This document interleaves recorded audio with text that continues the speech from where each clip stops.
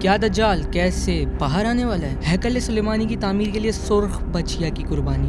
صہیونیوں کا عقیدہ ہے کہ جب تک ہیکل سلیمانی کی تعمیر نہیں ہوتی اس وقت تک مسیحا یعنی دجال اس دنیا میں تشریف نہیں لائے گا۔ ہیکل سلیمانی کی یہ تیسری تعمیر ہوگی، صہیونیوں کے نزدیک آخری۔ ہیکل سلیمانی کی عصر نو تعمیر کے لیے ماڈل بھی تیار ہے جو ماہرین آثار قدیمہ کی مدد سے تیار کیا گیا ہے اور انسانی اور مالی وسائل بھی میسر ہے، تاہم اس کی تعمیر میں دو مشکلات موجود تھیں جس کی وجہ سے یہ اب تک ممکن نہ ہو سکا۔ پہلی یہ ہیکل سلیمانی کی تعمیر کے لیے صہیونیوں کو گناہوں سے پاک کرنے والی قربانی کی شرط ہے، جس کے لیے قدیم یہودی روایات کے مطابق قربانی کے لیے ایک ایسی سرخ بچیا درکار ہے جس کا ایک بال بھی کسی اور رنگ کا نہ ہو، حتیٰ کہ بھورا بھی نہ ہو۔ دوسری دقت ہیکل سلیمانی کے تعمیر کا مقام ہے۔ صہیونیوں کے مطابق ہیکل سلیمانی کو جس مقام پر تعمیر کیا جانا ہے وہ عین وہی مقام ہے جہاں پر اس وقت مسجد اقصی موجود ہے، یعنی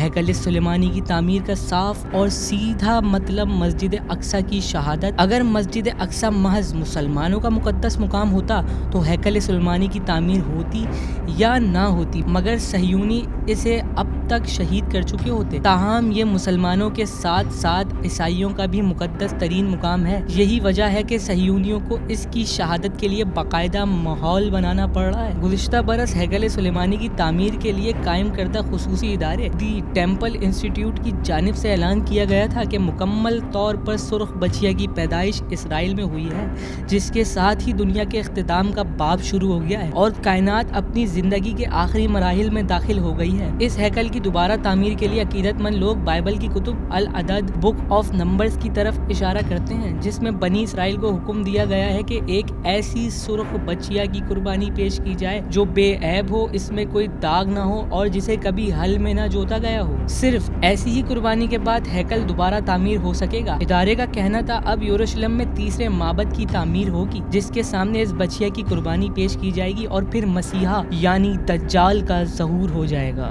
ان سرخ بچیاؤں کو مقبوضہ بیت المقدس لانے میں اہم کردار یتشاک ماؤں نے ادا کیا ہے، جن کا تعلق یروشلم نامی یہودی گروپ سے ہے اور یہ گروپ قدیم شہر میں ہیکل کی عصر نو تعمیر کے لیے پرعزم ہے۔ یتشاک ماؤں کے مطابق سرخ بچیا کی امریکہ سے برآمد پر ممانعت کے سخت قوانین کو نرم کرنے کے لیے بچڑوں کی بطور پالتو جانور درجہ بندی ان سرخ بچیاؤں کو مقبوضہ بیت المقدس لانے میں اہم کردار یتشاک ماؤں نے ادا کیا ہے۔ اب ان گایوں کو مقبوضہ بیت المقدس پہنچا دیا گیا ہے، جہاں ایک وسیع و عریض سفید رنگ کی قربان گاہ پر لے جا کر ان کی قربانی پیش کی جائے گی۔ یہ قربان گاہ زیتون کے پہاڑ کے سامنے ہے جہاں جلد ہی ان گایوں کو جلایا جائے گا۔ یہودیوں کے مطابق حضرت موسیٰ علیہ السلام کے زمانے سے لے کر 70 عیسوی میں دوسرے ہیکل کی تباہی تک 9 گائے کی قربانی دی جا چکی ہے اور اب 10ویں قربانی سے مسیح کے دور کا آغاز ہوگا۔ انسٹیٹیوٹ کے ماہرین ربیون کے ہمراہ روز اس بچیا کا معائنہ کرتے ہیں۔ اگر صورتحال مطلوب شرائط کے مطابق رہی اور یہ بچیا کسی حادثے یا طبی موت کا شکار نہیں ہوئی تو اس کی قربانی ایک مخصوص عمر میں موجودہ ہیکل سلیمانی کے دروازے کے باہر کی جائے گی، جو ممکن طور پر